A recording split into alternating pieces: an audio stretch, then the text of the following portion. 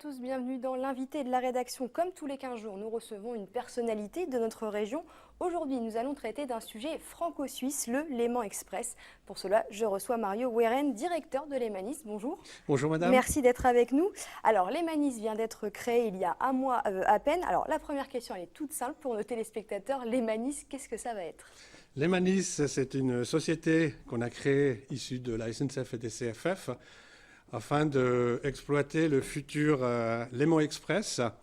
Exploiter dans le sens, on s'occupe particulièrement de la promotion de l'offre, de la planification de l'offre. On sera les interlocuteurs de la région, en France, région Auvergne-Rhône-Alpes, et en Suisse, de l'Office fédéral des transports et des cantons de Vaud et de Genève, afin de confiner l'offre qui va donc mise en service à fin 2019.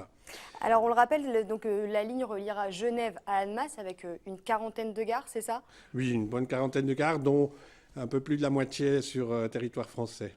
Alors, c'est des pratiques professionnelles très différentes entre la SNCF et les CFF. Comment on travaille, comment on arrive à travailler ensemble entre Français et Suisses?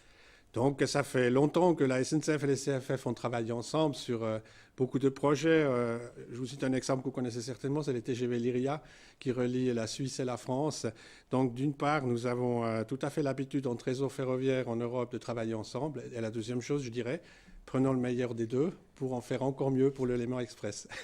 Alors juste, c'est coordonner l'exploitation, ça veut dire quoi concrètement coordonner l'exploitation? Alors maintenant, en amont de ce magnifique projet, on va surtout s'occuper de la planification de l'offre avec les commanditaires. Donc il faut savoir, dans le trafic régional, c'est les régions en France, respectivement les cantons et l'Office fédéral des transports en Suisse, qui commandent et qui confinent l'offre avec nous en commun. On va faire de la promotion de l'offre, donc on va communiquer beaucoup pour expliquer aux clients, aux futurs usagers, qu'est-ce qu'on fait avec ce Léman Express. Et à ce titre-là, on va préparer aussi donc, tout ce qu'il faut pour que ça se passera bien lors de l'introduction. Les deux maisons mères, CFF et SNCF, qui vont produire tout cela, ils sont aussi dans une organisation que je fréquente presque quotidiennement, qui s'appelle OMEX, Organisation de mise en service. Ce sont vraiment les spécialistes responsables après pour mettre en place ces trains, pour circuler avec ces trains. Donc les deux entreprises ferroviaires qui vont faire cela ensemble. Vous le disiez, effectivement, il y a un vrai travail de communication voilà, Oui. pour que les gens... vous attendez combien de passagers par jour sur ce Léman Express Alors, on vise à peu près 50 000 voyageurs jour, donc par jour, 7 jours sur 7, à partir de 2020. Ces chiffres-là ont été encore confirmés récemment quand on voit le développement du bassin lémanique qui est très réjouissant. Et à ce titre, vous donner un autre chiffre. Aujourd'hui, nous avons à peu près entre 5 et 15% de part modale sur les trafics aux frontières par le train. Et si l'on compare avec ce qui s'est passé entre le canton de Vaud et Genève, où on a une offre très performante, on est à 33% de part modale. Donc on chercherait à approcher aussi ces parts modales à peu près un tiers du trafic frontalier aussi qui passerait par le Léman Express. Oui, d'autant plus que ça va réduire considérablement le temps de trajet pour les frontaliers, ce Léman Express. Ah, beaucoup, oui. Beaucoup, ça peut vraiment pratiquement doubler la vitesse par rapport à aujourd'hui. Et surtout, ce qui est un grand avantage, on desservira quasi tout Genève, puisqu'on rentre par Annemasse et puis on ressort du côté de Cornavin en passant par tous les points importants de la ville de Genève. Alors on l'a dit, une mise en service en décembre 2019, ça va arriver vite, mine de rien. Pour démarrer, il va falloir quand même recruter, ça va se passer du côté de la SNCF et des CFF, c'est ça? Parfaitement, oui. Alors tout ce qui est donc, personnel de production sera sous l'organisation des deux maisons mères, qui certainement recrutent ce qu'il faut en conducteurs, etc., surtout des conducteurs. Et voilà. Et on a aussi la flotte, donc des trains qui va être livrés. Donc il y a une flotte française d'une part qui a été achetée par la région Auvergne-Rhône-Alpes. En Suisse, c'est les chemins de fer qui sont propriétaires des rames, qui a été commandé aussi à 23 rames aussi, qui vont être mises en service d'ici 2019-2020, et pour être prêts à mettre tout cela en place. Oui. Ça veut dire que quand on prendra le Léman Express, on pourra prendre, peu importe, ce sera peut-être une rame française, peut-être une rame suisse, peut-être un conducteur français ou un conducteur suisse finalement. Oui, en principe, lorsqu'on va commencer à circuler, c'est le personnel français qui va circuler côté français et puis le personnel suisse qui va conduire côté suisse.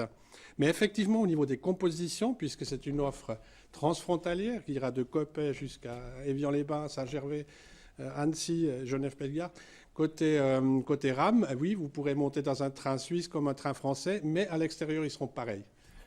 Alors, vous espérez toucher 1 million de personnes, enfin c'est 1 million de personnes sur ce bassin d'habitants. C'est énorme, c'est un RER transfrontalier qui est unique en Europe. Oui. On part de zéro, c'est compliqué de partir entre guillemets de zéro. C'est sûr, c'est de cette envergure-là, on est le premier RER avec une telle ampleur internationale.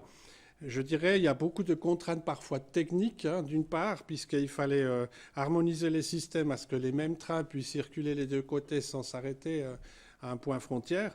La deuxième chose, c'est aussi le fonctionnement du trafic régional n'est pas tout à fait identique en Suisse qu'en région Auvergne-Rhône-Alpes. Donc les systèmes de commande de l'offre, de financement, etc. sont un petit peu différents. Mais c'est ce qui rend ce projet peut-être aussi unique, puisque ça nous force à vraiment travailler ensemble, à trouver ensemble la meilleure solution. Et je me répète peut-être, mais je crois que d'essayer de comprendre le meilleur de chacun peut, ici, dans cet exemple-là, faire un exemple dans ce bassin qui vit par son internationalité et sa proximité franco-suisse. Justement, les frontaliers, les Suisses, sont plus axés sur les transports en commun que les Français. Il y a une culture différente côté suisse? Certainement. Je dirais à Genève, c'est quelque chose aussi qui s'est beaucoup développé ces derniers temps. En Suisse, en général, oui, c'est les artistes, c'est les habitants qui voyagent le plus en train, de plus de kilomètres par année en train au monde. Par rapport à la France, mais il faut aussi voir l'infrastructure qui est à disposition, respectivement les offres qui sont à disposition. Et ce qu'on fait là, justement, avec ce Léman Express, on propose aussi une nouvelle infrastructure, du moins dans le noyau, donc pour traverser Genève, et qui permettra vraiment de faire quelque chose de complètement nouveau.